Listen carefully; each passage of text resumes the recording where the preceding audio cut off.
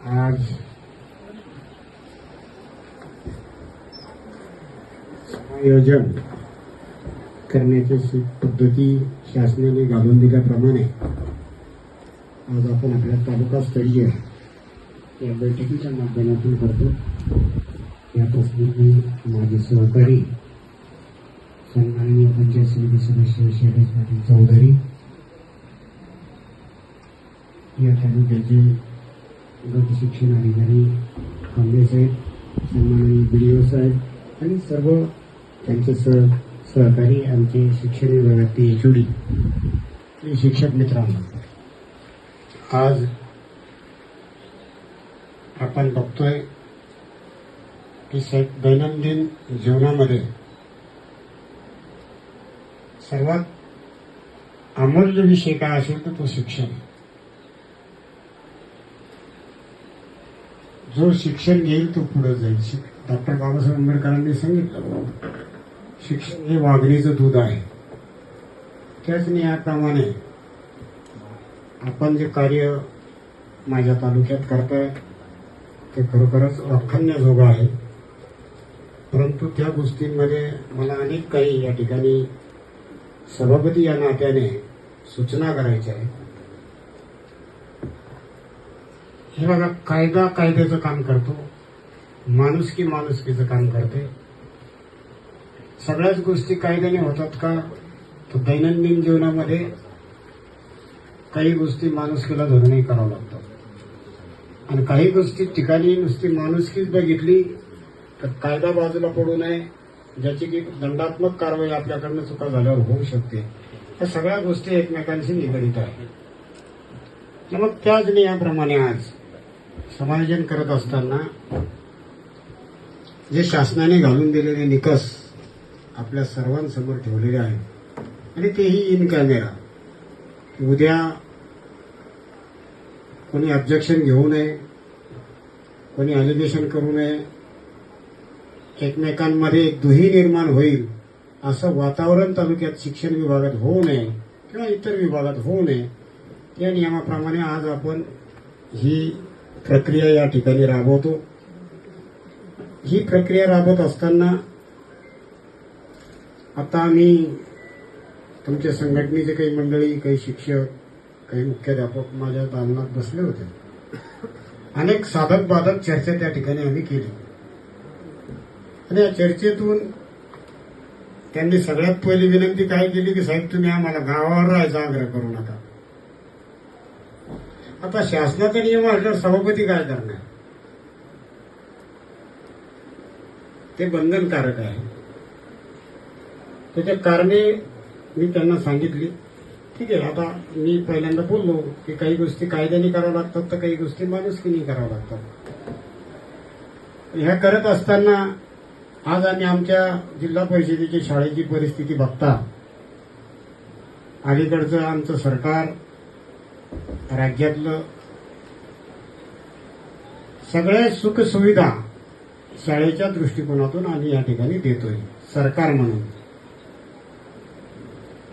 परंतु दयनीय अवस्था अशी आहे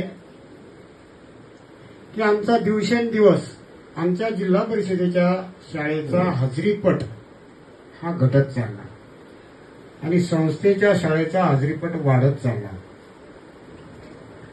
मग तुम्ही म्हणाल, याला काय सर्व जिम्मेदार आम्ही आहोत का? मी तसाही आरोप करणार नाही आणि तुम्ही जिम्मेदार नाहीत का? तर हो, तुम्ही पण जिम्मेदार आहात।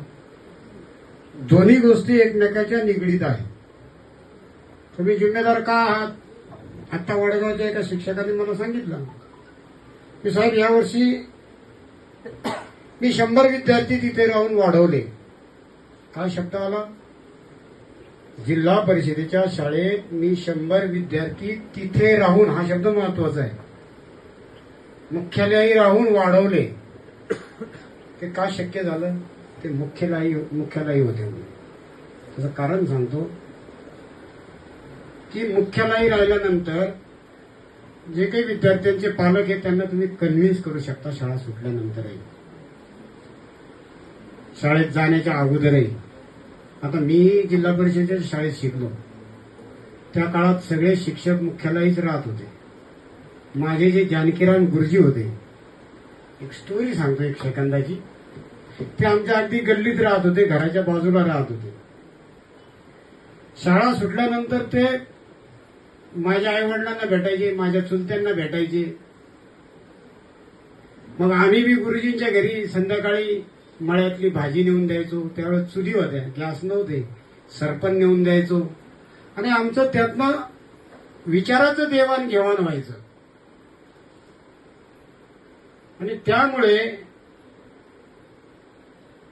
आम्ही घडलो. आणि आता परिस्थिती अशी आहे, साळुंके साहेब, गटविकास अधिकारी साहेब, शाळा भरती 10ला किंवा 7ला किंवा 8ला, आमचा शिक्षक जातो 10:15, 10:30, अर्धा तास लेट. शाळा सुटती 3ला, आमचा शिक्षक 2:30ला घरी. पण त्याची गाडी येईल राहती, तो राहतो शहरात. त्याचा आणि पालकाचा अर्थार्थी संबंधच येत नाही कुठेच. तो नोकरी करायची म्हणून करतो. ही वस्तुस्थिती आहे, आरोप नाही. ही वस्तुस्थिती मांडतो मी, आरोप नाही करू लागलो आज. त्यामुळे आमचा जिल्हा परिषदेचा शाळेचा हाजरीपट वाढत नाही. आता आमचे सन्माननीय अध्यक्ष बम साहेबांनी गेल्या 3-4 वर्षापासून मुख्यालय राहायची मोहीम चालवली विधानसभेत. अनेक शिक्षकांनी खालून अनेक उत्तरं दिले, पण ते तुमच्या मनाला पटण्यासारखे आहे का? जे काही आपण खालून बोललो, बरं ते काही कायद्याच्या चौकटीच्या बाहेर जाऊन बोलले का? नाही बोलले. तुम्हाला जो कायदा सरकारने घालून दिला त्याच नियमाप्रमाणे ते बोलले. परंतु आम्ही इतकं विचित्र लिहिलं घालून फेसबुकला, व्हॉट्सअपला, इंस्टाग्रामला. वस्तुस्थिती, एक लोकप्रतिनिधी जर भावी पिढी घडवण्यासाठी, बरं तुम्ही गावात राहिले का शहरात राहिले का, प्रशांत बंबू साहेबांचं काही नुकसान होणार आहे का? स्वतःचं वैयक्तिक. परंतु ज्या जनतेने आम्हाला ज्याने त्या सभागृहात मतदानाचा अधिकार बजावून पाठवलं, ते मुद्दे आम्ही मांडायला नको का? मग हे सभागृह कशासाठी? लोकशाही कशासाठी? ह्या सगळ्या गोष्टी दिवसेंदिवस सगळ्या वेगळ्या विचारांनी पुढे चाललेल्या आहेत. आता तुम्ही गुरुजन आहात.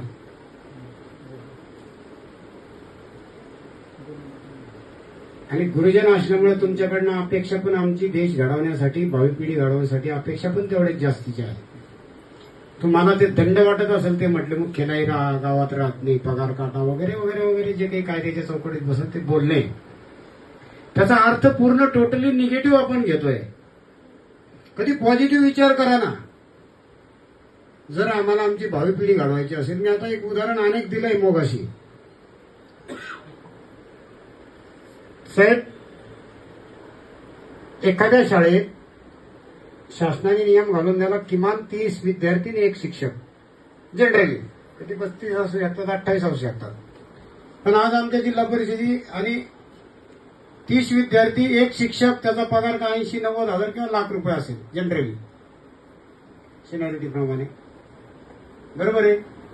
जर 30 विद्यार्थी 1 लाख रुपये पगार घेणारा गुरुजी 30 विद्यार्थ्यांना शिकत असेल, तर शासनाचा खर्च काय येईल? 3,000 रुपये पर हेड. आणि 12 विद्यार्थ्याला 1 लाख रुपये घेणारा गुरुजी शिकवत असेल तर काय खर्च येईल? तो दुप्पट होतोय, दुप्पट. बर, मग तुम्ही म्हणता ना आम्हाला काय करायचं, आमचा पगार चालू झाला पाहिजे, आम्ही काय असेच आलो का? आम्ही शिकून आलो, डीएड झालो, बीएड झालो, यू झालो, त्यू झालो, सारं तुम्ही म्हणणार आहे त्याच्या पुढे. आमच्या आईवडिलांना खर्च केला, आम्हाला शिकवलं, मग आम्हाला नोकरीला लावलं. मग गायकवाड साहेबाच्या बापाचं काय चाललं? गायकवाड साहेबाच्या बापाचं काही नाही चाललं, चाललं तुमचंच. त्या सरकारच्या तिजोरीत जो पैसा जमा होतो ना, तो आमचाच आहे सगळ्यांचा. मग तो शेतकरी असेल, शिक्षक असेल किंवा एखादा नोकरी करणारा कंपनीतला कामगार असेल.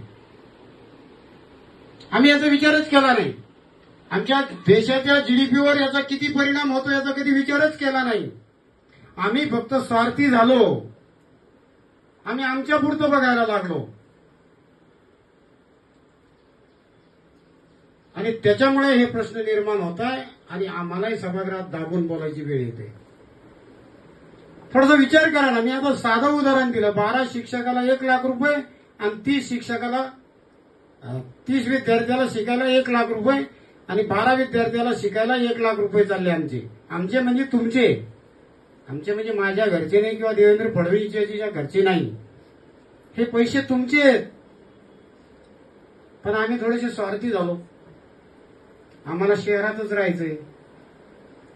काय करून करून काय करणार. आमचा HRI काटणार 10%. त्यांनी सरकार फार मोठं होईल का तुमचे 10% पैसे काटून. बरं, उद्दिष्ट काय सरकारचं. येणारी भावी पिढी आम्हाला शिकवायची आहे या देशासाठी, त्या पिढीच्या उन्नतीसाठी, त्यांच्या कुटुंबासाठी. तो दृष्टिकोन आम्ही जरा बाजूलाच ठेवला. मी तुम्हाला विनंती करणार आहे की खरोखर आपण या देशाचे सुज्ञ नागरिक असाल तर शासनाने घालून दिलेले निकष हे तर पाळाच, परंतु सामाजिक बांधिलकी म्हणून सुद्धा काही गोष्टी डोक्यात घ्या. कांबळे साहेब, सामाजिक बांधिलकी पण आहे ना आपली. सगळं काही पैसा नोकरी हेच नाहीये ना. आम्ही जर ओरडून ओरडून सांगतोय, विधानसभेतले बोलताय, जिल्हा परिषदेचे सभागृहातले जिल्हा परिषदेतले पुढारी बोलताय, पंचायत समितीचे पुढारी पंचायत समितीच्या सभागृहात बोलताय, याच्या पाठीमागं आम्हाला तुम्हाला त्रास, तुमची आमची काही भावकी लागेल का. काही भांडणं आहे का. काही माझं काही एखाद्या शिक्षकाने एखाद्या एकर वावर कोरलं का. नाही हो. सामाजिक बांधिलकीच्या नात्याने या देशातली प्रगती व्हावी यासाठी आम्ही काही गोष्टी मांडण्याचा प्रयत्न करतो. आणि त्याला जर तुम्ही तुमच्या अँगलनं घेत असाल तर ते थोडंसं कुठंतरी चुकीचं होतं आणि त्याच्या वेदना आम्हाला पण येतात. कारण प्रशांत बमसाठी काही आमच्या महिला शिक्षकांनी ज्या काही ऑडिओ क्लिप ऐकल्या त्या काळात दुःख झालं. मी त्या गोष्टीचा निषेध करेल अशा लोकांना बोलणार आहे. फारच जर झालं असेल तर शिव्या देण्यापेक्षा कोर्टात जाऊन केस करा ना. कायदा आहे ना त्याच्यासाठी. डॉक्टर बाबासाहेबांनी घटना त्यासाठी दिली या देशाला. परंतु वेगळीकडे मुद्दे न्यायचे, आपल्या कर्तव्यापासून बाजूला राहायचं आणि नको त्या ठिकाणी आपण एकमेकांवरती आरोप करायचे, चिखलफेक करायची आणि समाजातलं वातावरण, समाजातला दृष्टिकोन हा ढवळून टाकायचा, एक नेरेटिव्ह सेट करायचा आणि मग आपली नोकरी कशी वाचन त्याच्याकडे पाहायचं. ह्या गोष्टी कुठंतरी आमच्या मनाला पटत नाही. मी पुन्हा विनंती करणार आहे बीओ साहेब, हे बघा, जे काय झालं, मी किती जरी भाषण केलं तर जे व्हायचं ते होणार आहे. परंतु तुम्हाला सगळ्यांना सांगतो, मी किती दिवस सभापती मला माहिती नाही. आज हे उद्या नाही, दुसरा कोणी येईल. पण माझ्या काळात मी जोपर्यंत त्या खुर्चीवर आहे त्या खुर्चीला न्याय मी दिला पाहिजे असं माझं वैयक्तिक मत आहे. मी विनंती हीच करणार आहे आणि सभापती म्हणून आदेशही करणार आहे की आमच्या शाळेत, तालुक्यामध्ये कुठेही इनडिसिप्लिन होता कामा नाही. तुमच्या अडीअडचणी आम्ही समजू शकू. एखादा शिक्षक रस्त्याने जाताना गाडी पंक्चर झाली किंवा त्याच्या घरी एखादी काही अचानक निघताच पाहुणे आले, 10-5 मिनिटं लेट होऊ शकतो. किंवा एखाद्या शिक्षकाच्या घरी काही अर्जंट हॉस्पिटलचं काम आलं, तो शाळेतून 1 तास अगोदर येऊ शकतो. परंतु त्याची त्यांनी नोंद केली पाहिजे कुठेतरी. आज ते पाहायला मिळत नाही. आज मनमानी चालू आहे आणि ती मनमानी कुठेतरी थांबवावी यासाठी मी स्ट्रिक्टली तुम्हाला सांगतो, कांबळे साहेब, आमचा एक स्क्वॉड तयार करा तालुकास्तरीय. मी असेल, बीडीओ साहेब असतील किंवा आमचे सन्माननीय सदस्य असतील, आम्ही कधीही अचानक व्हिजिट करू.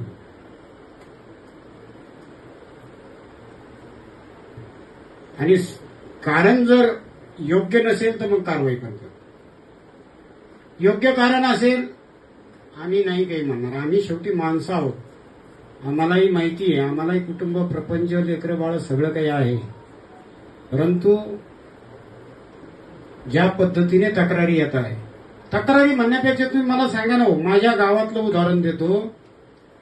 3 शाळा आहे, बेंबळाची वाडी, रामेश्वरवाडी आणि खोडेगाव. 3 शाळा, जेवढे शिक्षक आमच्याकडे आहे, आणि आमच्याच गावात एक संस्थेची शाळा आहे महेश पाटलांची. तिथं 2700 विद्यार्थी आहे.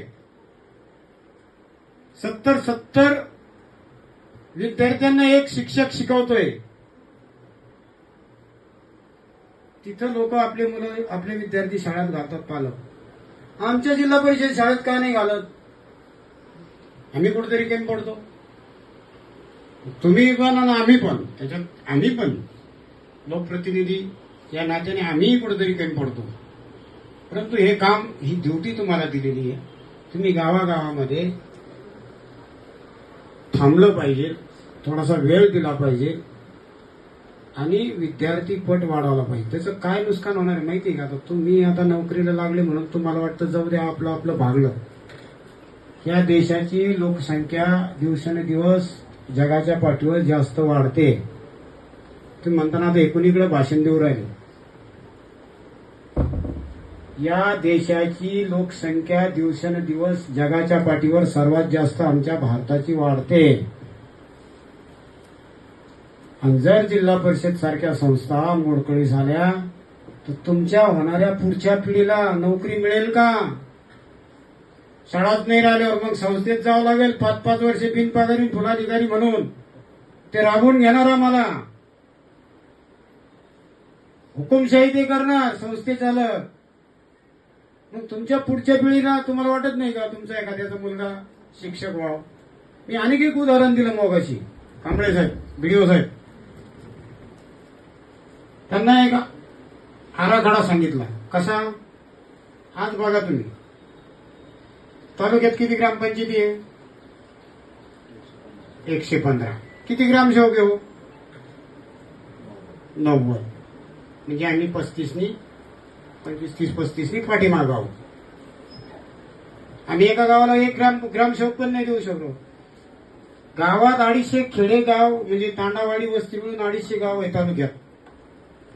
किती? आणि 70च कृषी सहाय्यक आहे. किती? एकाला 3-3, 4-4 गावं जोडून दिले. प्रत्येक गावाला 3-4 गाव मिळून एक पीएचसी आहे. आणि उपकेंद्र एक गाव आड, किमान एक गाव असं एक उपकेंद्र आहे. तिथे आमचे डॉक्टर आणि आरोग्याचे लोक गरजेपेक्षा कमी आहे. आमच्या तालुक्याला 3च पोलीस स्टेशन आहे 5000 लोकसंख्येला. आणि 3 पोलीस स्टेशनचे मिळून 350 पोलीस डिपार्टमेंटचे अधिकारी आहे. बघा, गहन आहे बरं का. म्हणजे एकूण आमचा सगळा जरी स्टाफ धरला, आमच्या 3-4 डिपार्टमेंटचा सगळा जरी धरला तर 500च्या आत आहे. 5 लाख संख्येला ह्या डिपार्टमेंटचा 500च्या आत स्टाफ आहे. आणि साहेब, शाळेला आपल्याला किती शिक्षक हो तालुक्यात? 1100. म्हणजे दुप्पट ज्यादा. सरकार तुमच्यावर दुप्पट ज्यादा खर्च करत आहे. आलं का लक्षात मला काय म्हणायचंय ते? आलं का? आमच्या माता भगिनींच्या लक्षात आलं का मला काय म्हणायचंय? शिक्षणावरती 1168 शिक्षक माझ्या तालुक्यात काम करताय आणि सगळे डिपार्टमेंट मिळून 500 कर्मचारी अधिकारी आम्ही. एवढा खर्च करूनही आमची हाजरीपट संख्या कमी होत असेल ही गोष्ट निंदनीय आहे, निंदनीय आहे. तुम्ही काय म्हणाल मग पुढे जाऊन? मग आम्ही तर 30 शिक्षकाला एक गुरुजी, 30 विद्यार्थ्यांना एक गुरुजी आहे, आमचं काय चुकलं? पण अनेक शाळा 12, 15, 14 विद्यार्थ्यांना एक नाही 2. तो खर्च आमचा अनाठाई चालला, शासनाचा पैसा वायाला चालला. आणि भविष्यात असंच जर चालू राहिलं तर पुढच्या पिढीला शिक्षक जिल्हा परिषदेचं होता येणार नाही, कारण हाजरीपटच नाही. इमारती बांधून बसलं सरकार कोटी कोटी रुपयांच्या. सगळ्या सुखसुविधा त्या ठिकाणी दिल्या जात आहे. आणि जर आमचा हाजरीपट जर घटत असेल तर हा देशाचा लॉस आहे मित्र, हो देशाचा. म्हणून मला आज या ठिकाणी एवढंच सांगायचं, मी जास्त बोलणार नाही. तुम्हाला किती घ्यायचा तर तुम्हाला गुरुजनांना आम्ही काय शिकावं, पण तुम्हाला जे घ्यायचं ते घ्या. पण एक माणुसकीचा भाव म्हणून आपण प्रत्येक विद्यार्थ्याकडे पाहावं. सरकारने केलेल्या खर्चाचं कुठेतरी ऋण फेडण्यासाठी आपण काहीतरी काम करावं, एवढीच माफक अपेक्षा आजच्या या प्रसंगी मी या ठिकाणी बोलतो. आणि हे जे काही आज समायोजन आपण करतोय, क्रायटेरिया दिला, त्या क्रायटेरियाच्या बाहेर काही आपल्याला जाता येणार नाही. कांबळेच्या व्हिडिओ साहेब, क्रायटेरियाच्या बाहेर जाता येणार नाही. जे काही शासनाने निकष नियम घालून दिले त्या पद्धतीने या ठिकाणी होईल. जरी एक अर्धी तक्रार खरोखरच अन्यायकारक झाली असेल तर त्याच्यावर पुढच्या काळात नक्कीच आम्ही त्याच्यावर विचार करू. होणार नाही हे तर 100% सांगतो. परंतु आता सगळ्यांना शहराजवळच्या शाळा लागत आहे, कोणाला तांडावाडी वस्तीवर जाण्याची इच्छा नाहीये. मग त्या ठिकाणच्या पालकांनी, त्या ठिकाणच्या विद्यार्थ्यांनी काय करायचं हा प्रश्न आमच्या सर्वांसमोर आहे आणि तो सोडवण्यासाठी तुमची मदतीची गरज आहे. एवढंच या प्रसंगी बोलतो आणि थांबतो. जय हिंद, जय महाराष्ट्र. धन्यवाद सन्माननीय